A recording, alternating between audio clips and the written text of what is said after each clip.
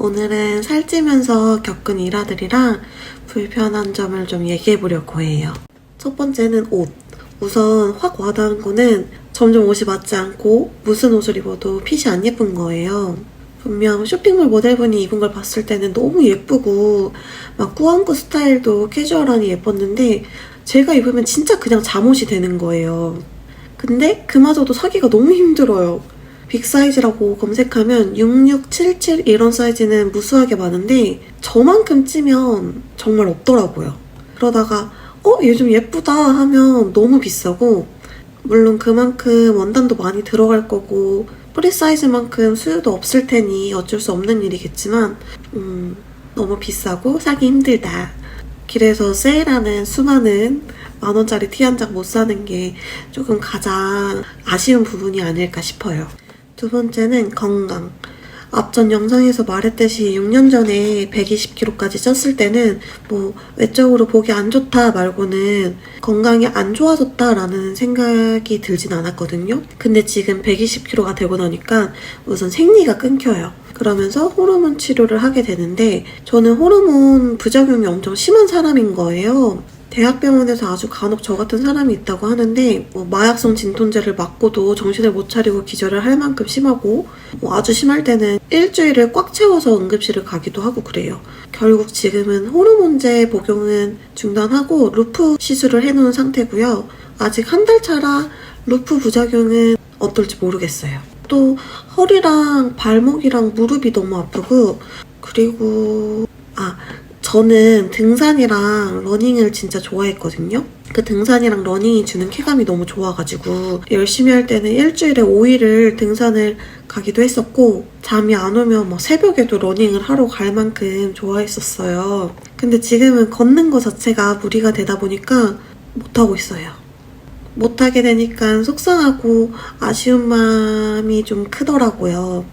이번에 체중 감량을 하면 또 다시 차차 연습하고 체력을 쌓아서 나중에 꼭 할 겁니다. 세 번째는 일상 속 불편함.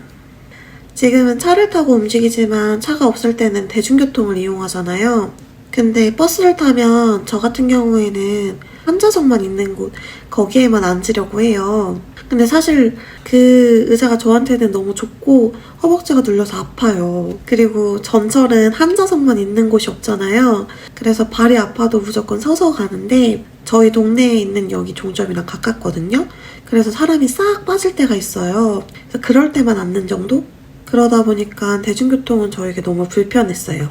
예전에 마음의 병도 같이 했을 때는 제가 버스를 탔는데 내릴 때가 된 거예요. 근데 사람들이 너무 많은 거지.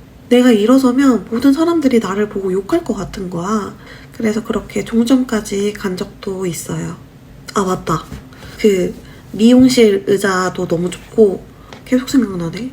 염색하거나 파마할 때 이렇게 가운 입혀주잖아요. 그래서 리본 묶어서 이렇게 쪼아매야 되는데 그것도 너무 저한테는 작아서 막 이렇게 벌어지고, 또 그 찜질방이나 마사지 같은데 이제 가게에서 주는 옷으로 환복해야 되는 곳 가면 그 옷이 저한테 맞지 않을까봐 좀 걱정하고 실제로 맞지 않은 적도 있고, 또 이것도 앞전 영상에서 이야기했던 부분인데 놀이기구나 짚라인, 패러글라이딩 이런 거 할 때 몸무게 제한으로 못할까봐 걱정하고 실제로 못한 적도 있어요.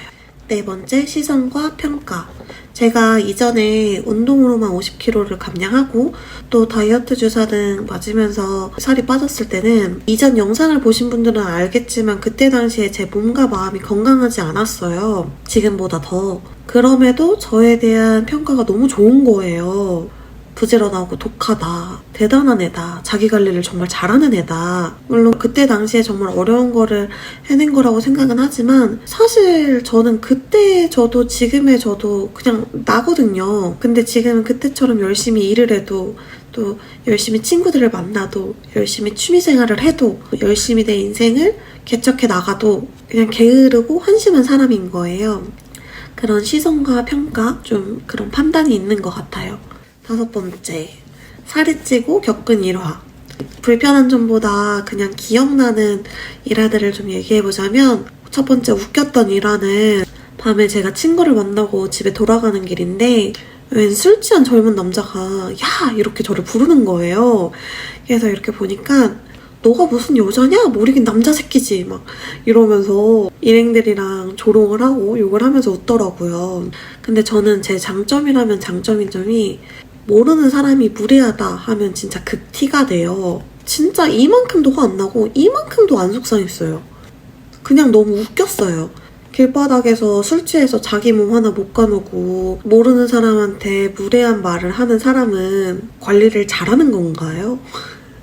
아니잖아요. 그래서 너무 웃겼던 적이 있고요. 두 번째는 아직도 조금 마음 아프고 그때 같은 상황이 또 온다면 또 같은 선택을 할 것 같은 일화인데 제가 자취를 시작한 지 얼마 안 됐어요. 엄마랑 살 때인데 엄마 집 앞에는 매주 금요일마다 항상 이렇게 아파트 시장이 열렸거든요. 그래서 엄마가 퇴근을 하고 통근버스에서 내리는 시간에 맞춰서 늘 같이 만나서 시장을 갔어요. 근데 저는 한 번도 엄마보다 먼저 나가 있었던 적이 없어요. 퇴근이 제가 더 빠른데도. 엄마는 날 창피하고 부끄러워하지 않을 거라는 걸 너무나도 잘 아는데 사회는 사실 그렇지가 않잖아요. 엄마랑 같이 일하는 이모들이 내 모습을 보고 뒤에서 막 수근거리고 흉을 보고 엄마한테 제 비만에 대해서 이야기를 하면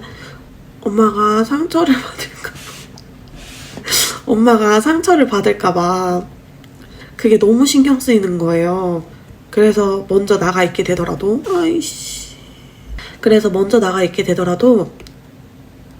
숨어 있다가 같이 일하는 이모님들이 길을 건너고 사라지는 모습을 보고 항상 엄마에게 각오는 했답니다.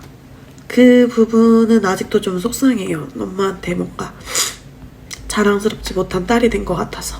근데 뭐 이제 다 잘해낼 나니까 감사하게도 이전 영상에서 제 이야기를 듣고 본인 이야기를 해주시는 분도 있었고 따뜻한 위로랑 조언을 해주면서 이렇게 화이팅 해주시는 분도 계셨고 또 이런 저를 보면서 함께 화이팅 해보겠다는 분도 계셔가지고 이렇게 또 찍어봤는데 너무 횡설수설하진 않았는지 듣기는 편안했는지 모르겠네요.